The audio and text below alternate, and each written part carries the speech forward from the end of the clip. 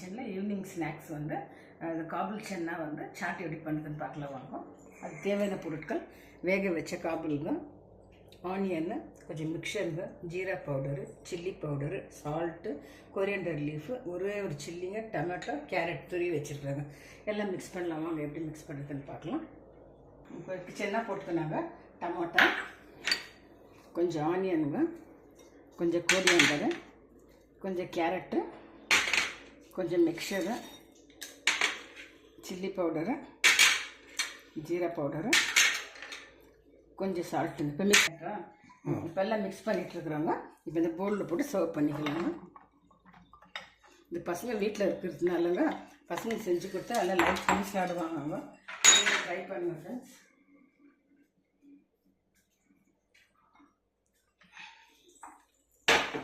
உங்களுக்கு Kabul chana chat பண்ணியிருக்கிறாங்க.